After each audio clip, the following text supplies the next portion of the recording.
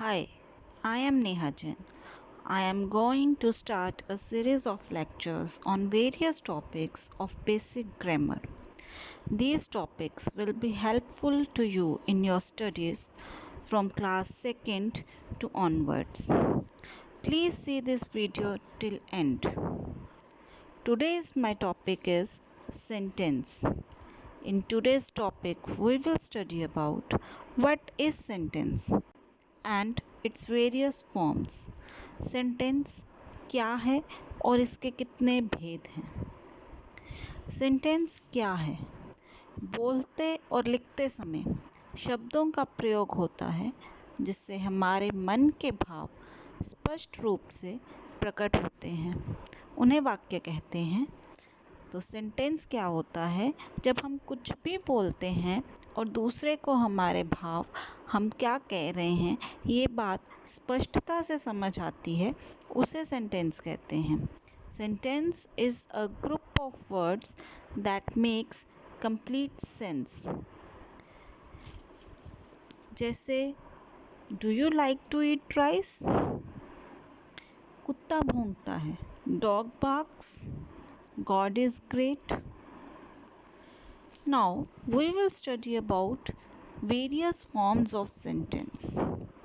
There are 4 forms of sentence: statement or assertive sentence, question or interrogative sentence, command or imperative sentence, exclamatory sentence.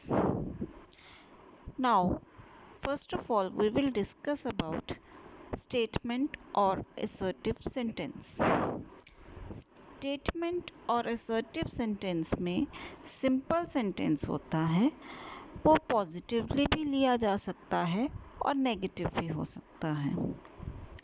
A sentence that says or states something. It can be either affirmative or negative. For example, the sun is shining.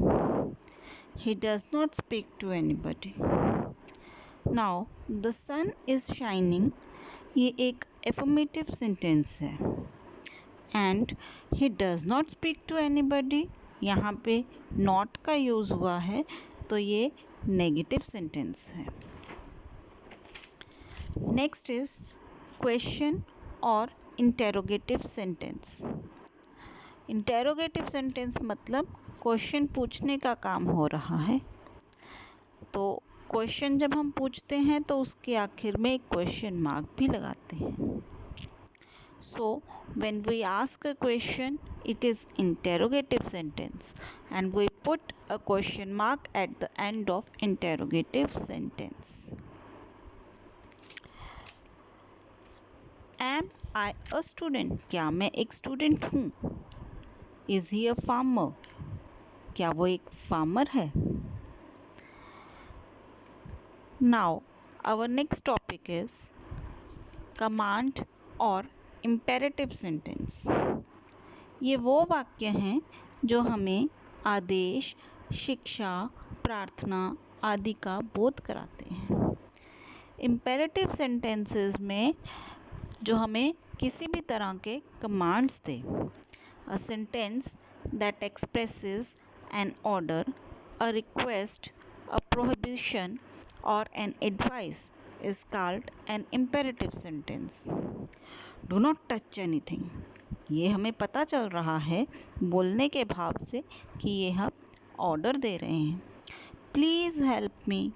तो पता चलता है कि हम request कर रहे हैं कि हमारी मदद करो।